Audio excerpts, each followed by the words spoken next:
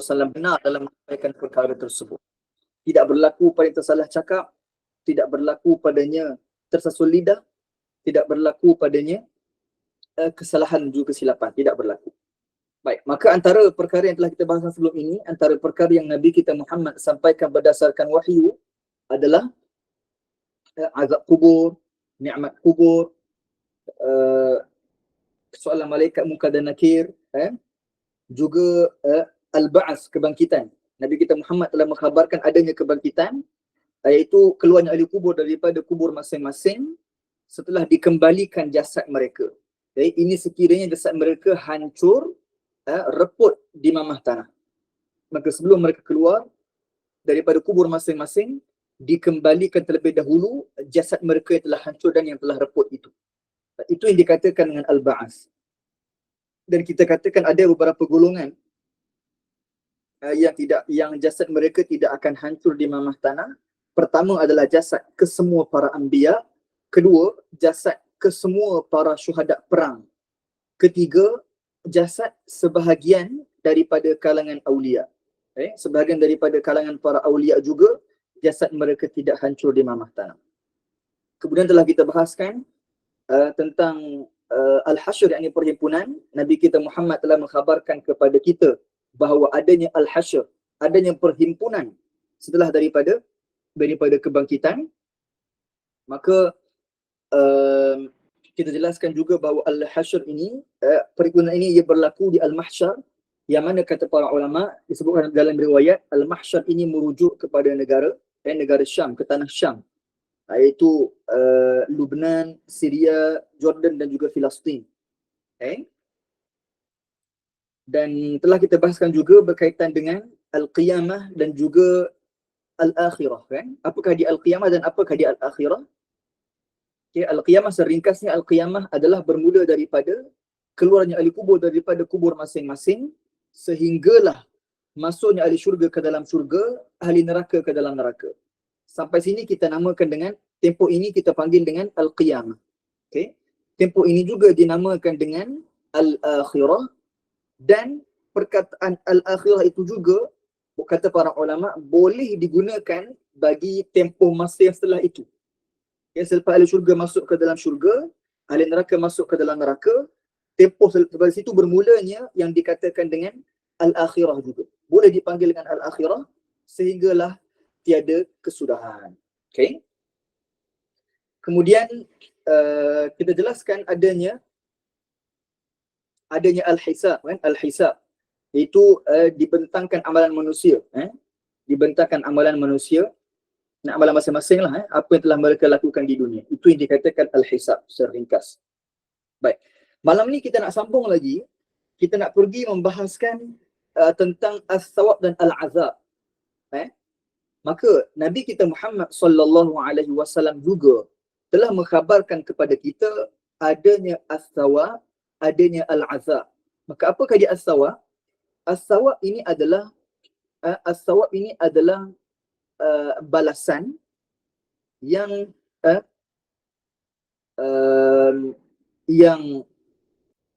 dibalas, balasan yang dibalas bagi orang-orang beriman, ataupun balasan bagi orang-orang beriman di akhirat kelak di atas amalan soleh yang telah dia lakukan di dunia. Dan balasan bagi orang beriman ini adalah daripada perkara-perkara yang menggembirakan seorang. Itu yang dikatakan as-sawab, balasan baik. Balasan baik ini adalah perkara-perkara, balasan-balasan daripada perkara yang menggembirakan seseorang di akhirat kelak. Itu yang dinamakan dengan as-sawab. Adapun al-azab ini adalah suatu balasan, balasan buruk bagi hamba, balasan buruk ke atas hamba di akhirat kelak, di atas dosa-dosa yang telah dia lakukan di dunia. Dan balasan buruk bagi hamba ini adalah masuk ke dalam neraka dan perkara yang lebih rendah daripada itu. Maka nak cakap balasan yang paling teruk, azab yang balasan buruk yang paling teruk yang dikenakan kepada orang kafir ini nanti adalah masuk ke dalam neraka. Dan di sana ada lagi perkara-perkara buruk azab yang lain yang lebih rendah daripada itu. Okay. Baik. Itu adalah berkaitan dengan as-sawab dan al-azab. Maka umat Islam wajib kita meyakini adanya as-sawab, adanya al-azab, wajib. Kerana Nabi kita Muhammad telah pun mengkhabarkan perkara ini kepada kita berdasarkan wahyu. Baik. Maka tidak boleh seorang mengingkarinya. Wajib kita semua beriman dengannya. Baik. Seterusnya adalah al-mizan. Al-mizan. Okey. Al-mizan ini adalah suatu alat yang digunakan untuk menimbang amalan-amalan hamba. Okay? Itulah dia al-mizan. Alat yang digunakan untuk menimbang amalan-amalan hamba. Maka kata para ulama, bentuk al-mizan ini seperti dacing. Seperti dacing. Mudah-mudah kata seperti dacing, kata para ulama. Maknanya dia ada baginya satu, ada baginya tiang, ada baginya palang, dan ada baginya dua tapak. Satu tapak untuk diletakkan padanya amalan kebaikan, satu tapak lagi untuk diletakkan padanya amalan keburukan. Itu yang dikatakan dengan al-mizan.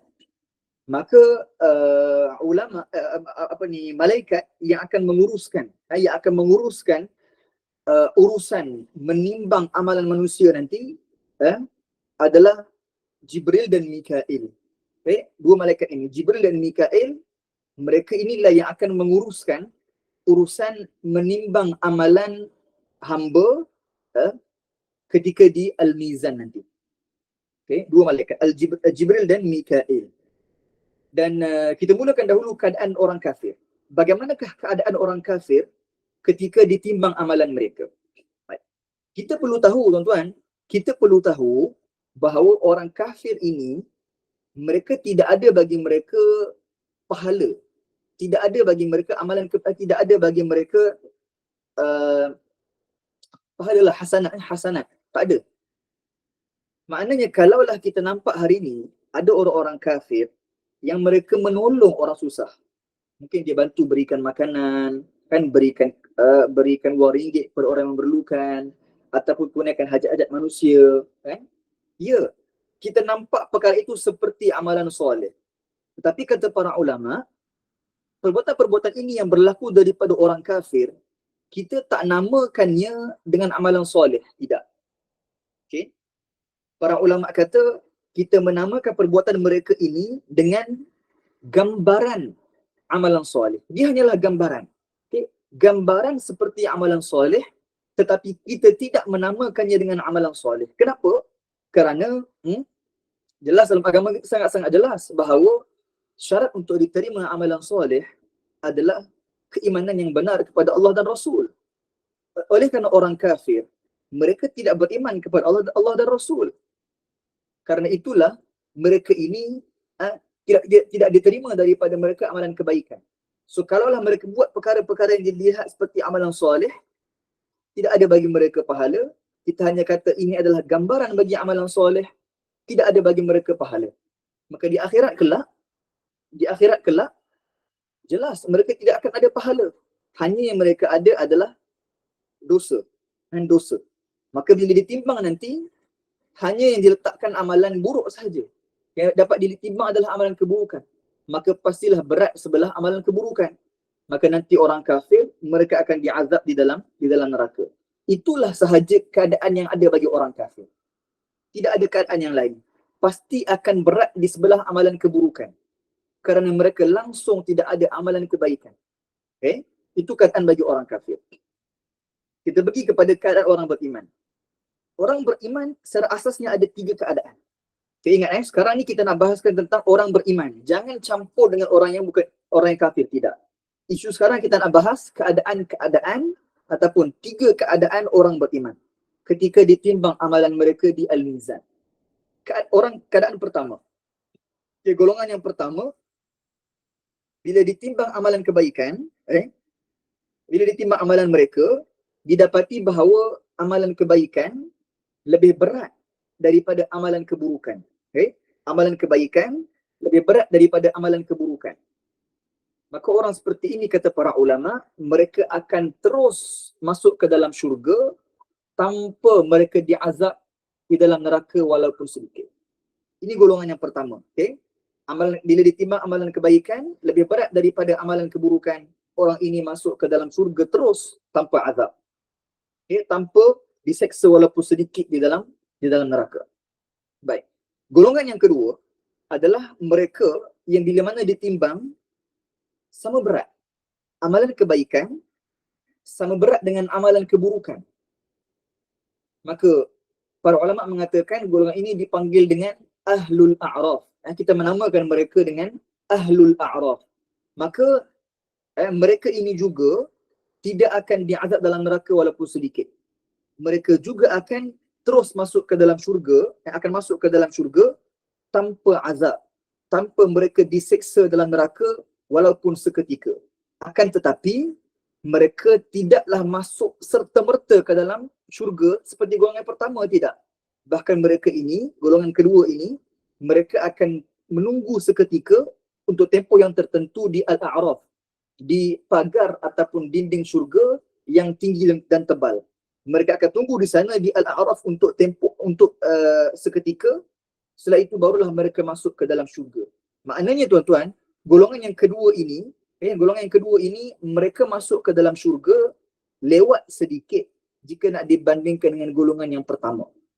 Okay? Cuma persamaan antara kedua-duanya adalah kedua-dua golongan yang pertama dan kedua ini tidak akan diazab di dalam neraka walaupun sedikit. Okey, jelas Kita pergi kepada keadaan yang golongan yang ketiga, keadaan yang ketiga. Baik, keadaan yang ketiga adalah bila ditimbang amalan tersebut, amalan keburukan lebih berat daripada amalan kebaikan. Amalan keburukan lebih berat daripada amalan kebaikan. Maka dalam isu ini kata para ulama, berganti, kita kata berganti orang yang sedemikian tahta masyiatillah, berdasarkan kehendak Allah Ta'ala. Ada sebahagian mereka tuan-tuan, sebahagian daripada yang keadaan ketiga ni, sebahagian mereka diazab dalam neraka untuk tempoh yang tertentu. Maknanya di sana ada pelaku dosa besar yang meninggal sebelum sempat taubat. Okay? Maka mereka ini bila ditimbang berat sebelah keburukan, berat sebelah amalan keburukan, maka ada sebahagian mereka yang pasti akan diazab di dalam neraka untuk tempoh yang tertentu. Kemudian dikeluarkan daripada neraka dan masuk ke dalam syurga, akhirnya kekal dalam syurga buat sampai bila-bila. Itu keadaan. Ada sebahagian daripada mereka bila ditimbang amalan tadi, amalan keburukan lagi berat daripada amalan kebaikan. Tetapi ada sebahagian mereka yang diampunkan oleh Allah Ta'ala. Maka mereka tidak diazab dalam neraka langsung dan mereka masuk ke dalam syurga tanpa azab. Itu ada.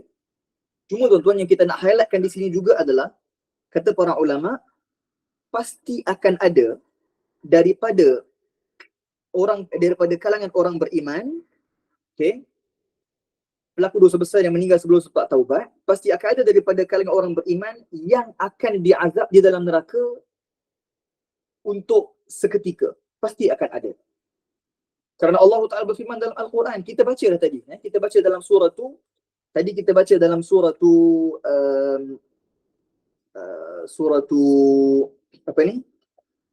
As-Sajdah, kita baca tadi. Kalau tuan-tuan dan puan perasan, kita baca tadi pada ayat yang ke-13. Allah Ta'ala berfirman, "Walau syi'na la'atayna kulla nafsin hudaha, walakin haqqal qawlu minni la'amla'anna jahannama minal jinnati wan nasi ajma'in." Maka kata para ulama, pasti akan ada orang dan pasti akan ada daripada kalangan orang beriman yang akan diazab di dalam neraka untuk tempoh yang tertentu. Itu pasti akan ada. Kerana itu para ulama kita dalam kitab-kitab mereka menyebutkan bahawa tidak boleh seorang berdoa. Ini kena berikan perhatian supaya faham dengan baik isu ni. Takut dia orang silap faham. Okay? So itu kata para ulama, tidak boleh seorang berdoa, "Ya Allah, ampunkanlah semua dosa bagi semua orang beriman." Ini tidak boleh. Ini tidak boleh kerana dia bercanggah dengan Al-Quran. Dalam Al-Quran Allah menjelaskan pasti akan ada orang beriman yang akan diazab dalam neraka untuk tempoh tertentu. Maka ini menunjukkan, kata para ulama, ini menunjukkan ada orang-orang beriman, sebahagian mereka yang dosa tak diampunkan. Kerana itulah mereka diazab dalam neraka. Maka tidak boleh seorang berdoa, ya Allah, ampunkanlah semua dosa bagi semua orang beriman. Tidak boleh. Haram. Kerana bercanggah dengan Al-Quran. Okay. Tapi macam ni kita doa biasanya Ustaz kan? Biasanya kita doa hari-hari tu. Contoh yang kita doa biasanya baca kan? Allahumma gfir lana dhunubana wal walidina kan? Ataupun Allahumma gfir lil muslimina wal muslimat wal mu'minina wal mu'minat al ahya'i minhum wal amwat kan? Itu kita doa, kita kata ya Allah ampun, doa untuk apa ni, orang beriman kan? Allah ampunkan dosa orang beriman, lelaki dan muslim dan muslimat yang masih hidup ataupun telah meninggal dunia. Macam mana tu Ustaz? Baik, kena faham dengan baik. Doa yang kita bacakan tadi, contohnya doa yang kita baca, Allahumma gfir lil muslimina wal muslimat wal mu'minina wal mu'minat al ahya'i minhum wal amwat. Doa ini tak bercanggah dengan Al-Quran, tak bercanggah. Kerana doa yang kita bacakan ini maknanya adalah ya Allah, ampunkanlah bagi sebahagian orang beriman sebahagian dosa. Bukan semua. Ini dalam bahasa Arab, doa tersebut itu maknanya. Okay? Kalau tengok bahasa Arab lah, dia ada makna ba'd di situ, sebahagian. Jadi jadi doa yang kita baca tak salah, tak bercanggah dengan Al-Quran, ia dibolehkan. Kerana maknanya ya Allah, ampunkanlah bagi sebahagian orang beriman sebahagian dosa mereka. Maka tak ada percanggahan. Yang tidak boleh adalah jika seorang berdoa, ya Allah, ampunkanlah semua dosa bagi semua orang beriman. Ini tidak boleh kerana bercanggah dengan Al-Quran.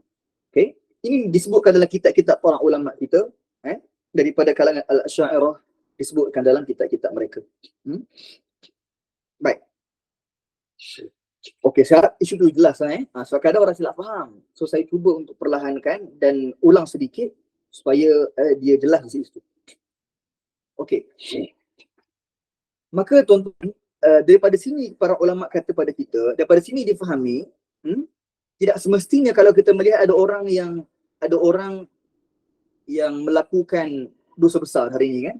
Contoh, kita jumpa ada orang yang nampak minum arak kan, ataupun dia tak solat, contohnya tak solat fardu.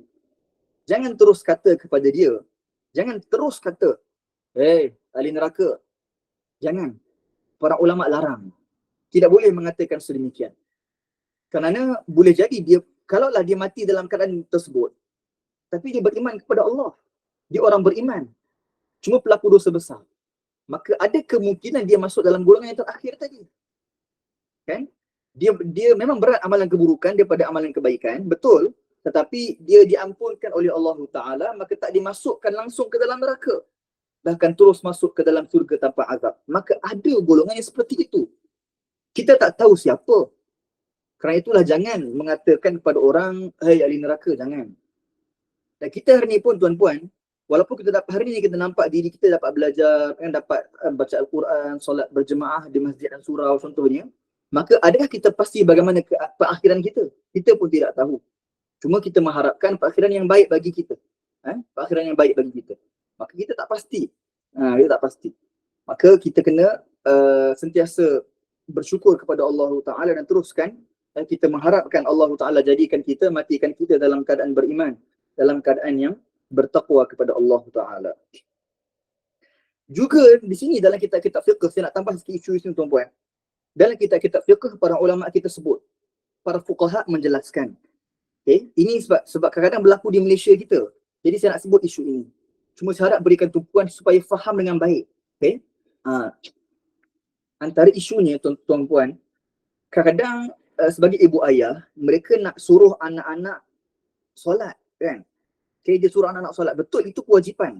Okay? Anak-anak yang telah memayyiz kan, 10 umur 7 tahun yang telah memayyiz, ibu ayah wajib menyuruh anak-anak solat. Okey. Cuma jangan kata kepada anak-anak, Ali, solatlah. Kalau tak solat, masuk neraka. Jangan.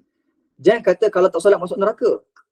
Ayat itu dia bercanggah dengan syarak, kata para ulama. Kalaulah kita kata, kalau Ali tak solat, Ali berhak untuk diazab dalam neraka, itu betul. Kalau kata begitu, betul. Okay? Kalau Ali tak solat, Ali berhak untuk diazab dalam neraka, itu betul. Cuma jangan terus mengatakan kalau Ali tak solat, Ali pasti masuk neraka. Belum pasti. Belum pasti. Kalaulah dia tak solat tapi dia meyakini kewajipan solat, dia tahu solat wajib tapi tak solat disebabkan malas, maka ini kata para ulama dosa besar. Dosa besar.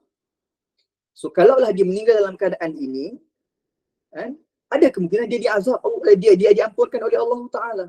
Maka kerana itu kita tak kata pasti masuk neraka, tidak. Kalau kita kata berhak untuk diazab, betul. Ia selari dengan syarak. Tak salah. Cuma, jadi para ulama kata, kalau nak mudah, antara saranan yang diberikan oleh para ulama, para fuqaha, contohnya kita boleh berikan mereka macam satu, kita kata, macam ugutan. Contoh. Contoh. Kalaulah anak-anak tadi mereka suka untuk pergi ke rumah atuk dan nenek mereka. Contoh. Maka, ibu ayah boleh kata kepada anak-anak, okey, Ali solat. Okey. Contoh ayah kata pada semua, okey, ayah nak semua solat. Kalau ada yang tak solat, hujung minggu ni tak nak bawa pergi rumah atuk dan nenek. Contoh. Maka urutan seperti ini dibolehkan. Ini dibolehkan. Kerana ia tak bercanggah dengan syarak. Okey. So ini antara contoh yang boleh kita buat. Kalau kanak-kanak, anak-anak tadi suka satu perkara, kita boleh ugut dalam perkara tadi sedikit. Itulah, bukan ugutan sangat. Macam sedikit ancaman lah. Gitu. Pastikan ia tak bercanggah dengan syarak. Maka perkara-perkara seperti ini, ia nampak halus. Tetapi dalam cara kita nak mendidik tuan dan puan, dia perlu berselari dengan syarak. Kita jangan ikut adat. Kita kena buat sesuatu berdasarkan syarak. Bagaimana yang disuruh oleh syarak, begitulah kita melaksanakannya. Baik. Cepat masa tuan. Saya pun nak masuk. Boleh sambil satu lagi tentang sirat. Tentang sirat. Boleh ke? Tentang sirat dulu. Okey, nanti insyaAllah kita sambung lagi tentang al-haud dan syurga dan neraka. Sebab kita banyak lagi ni sebenarnya. Tak apa, saya pergi lagi. Boleh Bonda saya ambil sikit kejap. Masa ada lagi kan? Okey. Baik, seterusnya adalah as-sirat. As-sirat. As-sirat ini ada, umat Islam kita wajib meyakini adanya as-sirat. Wajib. Okey, wajib. Baik. Apakah dia as-sirat? As-sirat ini adalah suatu jisrun, jambatan. Yumaddu ala zahri jahannam. Satu jambatan yang dibentangkan di atas neraka. Mana bawah tu adalah neraka. Okey. Maka dibentangkan jambatan tadi dibentangkan di atas neraka jahannam. Okey. Maka bila maka manusia nanti akan melalui akan merentasi titian tersebut. Akan merentasi as-sirat. Itulah keadaannya nanti. Maka bila kita kata dia adalah satu jisrun, jambatan, okay, maka pasti akan ada dua hujung, betul tak? Bila kita kata dia jisr, jambatan, ada dua hujung. Maka satu hujung daripada as-sirat itu berada pada al-ardul mubaddalah. Bumi yang digantikan. Saya ambil mungkin saya tambah kalau lebih pun 2-3 minit je lah, insya-Allah. Kita tak akan tarik panjang. Kalau tak cukup, tak sempat, kita sambung isu ni nanti pada kelas akan datang. So paling kurang saya manfaatkanlah masih berbaki 2-3 minit. Okey? Baik. Maka surat ini ada dua hujung.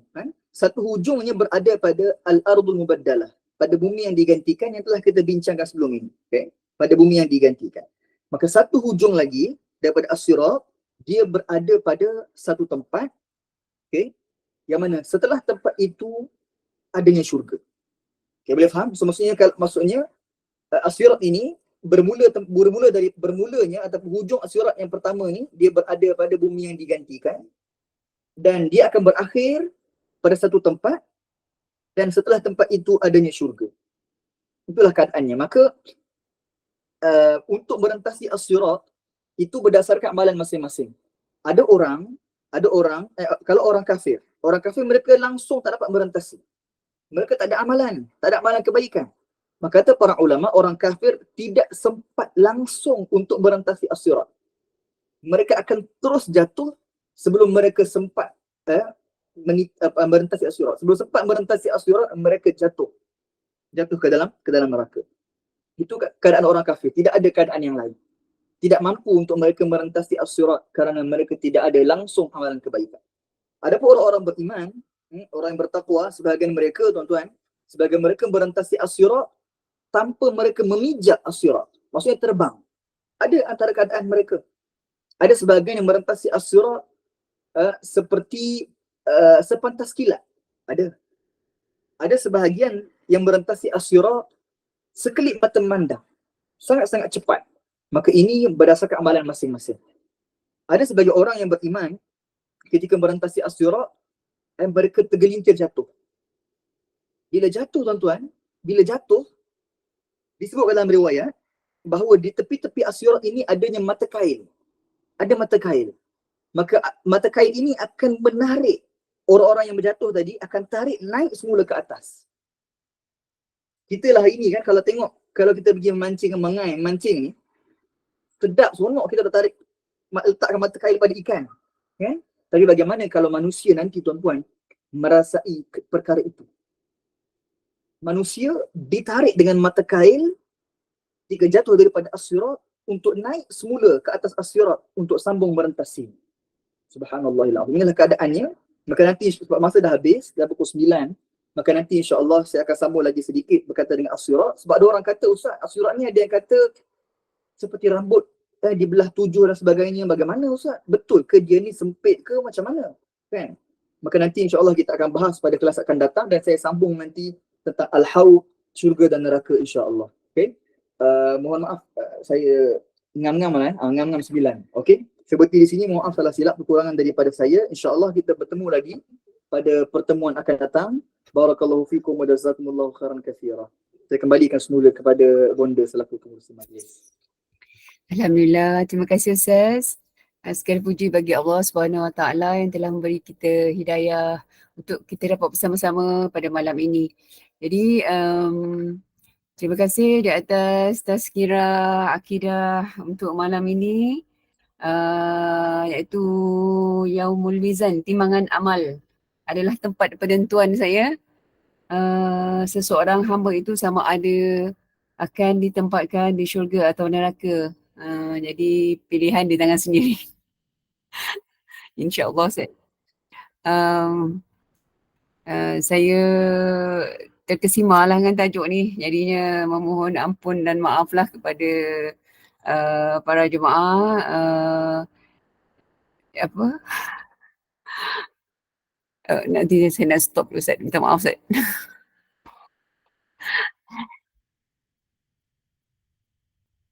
Ya. Jadi saya ucapkan ribuan terima kasih kepada Al-Fadhil